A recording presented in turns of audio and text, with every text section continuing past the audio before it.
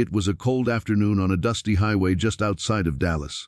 A group of bikers had stopped for gas when a tiny voice behind them said the words that froze them in place. A little girl, no older than 7, looked up at them with hungry eyes and whispered, "Mum's waiting, but we don't have any food." What started as a random roadside stop would soon turn into a journey that none of them would ever forget.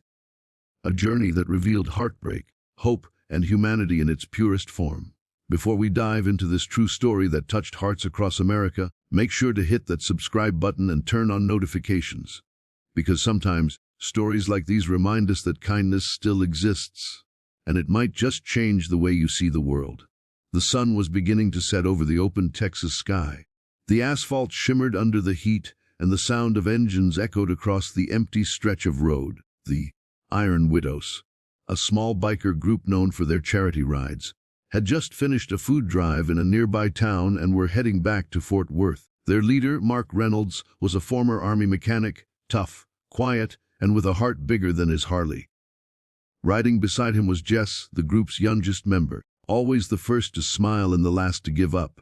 Behind them were 3 others, Tom, Big Ray, and Kyle, all men who had seen life's rough edges and decided to make the world a little softer in their own way. They stopped at an old gas station off Route 79, the kind of place that looked forgotten by time. The store shelves inside were half empty, the neon sign flickered weakly, and an old man at the counter nodded as they entered. As Mark fueled up, he noticed movement near the dumpster at the side of the building. A small figure, tiny hands. He walked closer, and what he saw made him pause. It was a little girl, barefoot, her dress torn at the hem, her hair tangled with dust. She was digging through a trash bag, pulling out half-eaten food and brushing it off.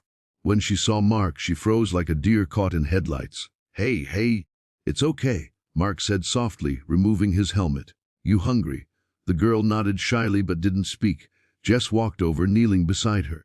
"What's your name, sweetie?" "Lila," the girl whispered. "Mum's waiting. She said I should find something to eat." Those words hit Jess like a punch to the chest. The girl wasn't begging. She was helping her mother survive. Mark looked around. "Where's your mom, Lila?" She pointed toward the back of the woods, beyond the gas station. "Over there in the car. She's sick." Without hesitation, Mark signaled to the others. "Grab some food and water. We're going." They followed Lila down a dirt path until they reached an old, rusted car parked under a dying oak tree. Inside was a woman, pale and thin, her eyes half open. Her breathing was shallow, her hands trembling as she clutched a small blanket. "Ma'am," Mark said gently, tapping on the window. "We're here to help." The woman blinked, tears filling her eyes. "Please, don't take her away. We're fine. Just needed a little food until I get work again." Her name was Sarah, and as she spoke, the truth unfolded. She had lost her job 2 months ago, couldn't afford rent, and had been living in that broken-down car with her daughter ever since. She'd been skipping meals so her daughter could eat. Mark's voice broke a little. "When was the last time you ate?" Sarah smiled faintly. 2 days ago, I think. Time's been hard to keep." The bikers exchanged silent looks. Jess handed over the food they had brought, while Big Ray fetched a blanket and bottled water. Lila ate slowly, like she was afraid someone might take it away.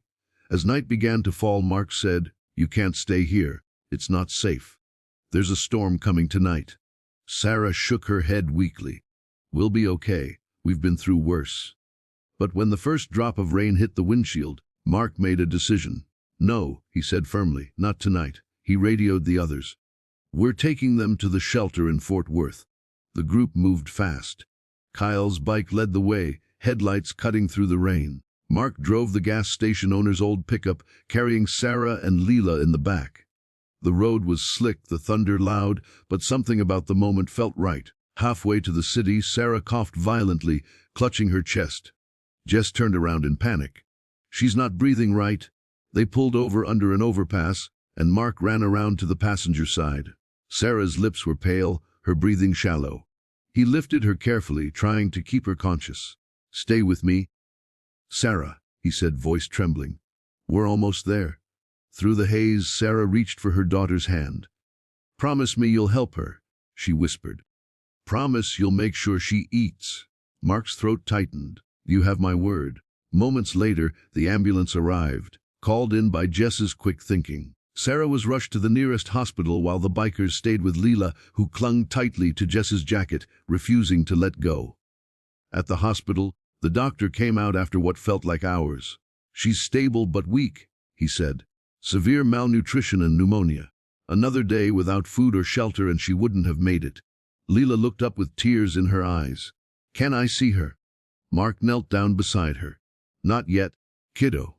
But she's safe now. You both are." They arranged for Leela and her mother to stay at a women's shelter nearby. Over the next few days, the bikers checked in daily, bringing food, clothes, and even fixing up the shelter's broken plumbing. Mark personally visited Sarah every morning before work. One afternoon, Sarah asked him quietly, "Why did you stop that night? Most people wouldn't have." Mark smiled faintly. "Because years ago someone stopped for me. I was lost too, in a different way. But someone showed me kindness and it changed my life. I'm just passing it forward." Weeks passed and Sarah slowly recovered. Leela started attending a local school, her laughter returning piece by piece. But then, just as life seemed to settle, the story took a heartbreaking turn. One evening, Mark arrived at the shelter to find Leela sitting alone on the steps, holding a note. Her eyes were red from crying. "She's gone," Leela whispered, handing him the paper. It was from Sarah. Her illness had taken a turn for the worse overnight, and she hadn't made it. She'd left a letter addressed to Mark and the bikers. It read, "You gave us hope when the world had given up on us. Please make sure Leela knows she was always loved. Tell her to be brave. And tell her that good people still exist." Mark's hands trembled as he folded the letter. He looked at Leela, small, fragile, and broken, and something inside him shifted. That night, he gathered the group. "We can't let her end up in the system. We'll take care of her." Together, Jess wiped away a tear. "You mean adopt her?" Mark nodded. "If that's what it takes." It took weeks of paperwork and countless court visits, but eventually Mark was granted guardianship. The day the judge signed the papers, Leela ran into his arms, her eyes shining with relief. "You're my family now," she said softly. The Iron Widows became more than a biker group after that. They became a family. They took turns taking Leela to school, taught her to ride a small dirt bike, and made her part of every charity ride they organized. Years later, when Leela turned 16, she stood before a crowd at their annual Ride for Hope event, where the group now raised money for homeless families and single parents. Her voice shook as she spoke into the microphone. "When I was little, I thought the world had forgotten us," she said.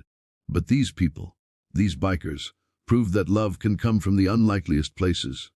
My mom used to say that kindness is a chain reaction. You never know how far one good act can go. Well, because of them, I want to spend my life continuing that chain." The crowd erupted in applause. Mark stood at the back, sunglasses hiding the tears in his eyes. After the event, Leela walked up to him, holding a framed photo of her mother. "She'd be proud of you," she said. Mark smiled softly. "No, kiddo, she'd be proud of you." As the sun dipped below the horizon, the group rode together once more, engines roaring, hearts full. And for a moment, it felt like Sarah was right there with them, smiling through the fading light. If this story touched your heart, hit that like button and share it with someone who still believes in the power of kindness. And don't forget to subscribe for more real-life stories that restore faith in humanity and remind us what truly matters. Now tell us in the comments, from which part of the country are you watching this today? Because somewhere out there, a small act of kindness is waiting to change someone's life.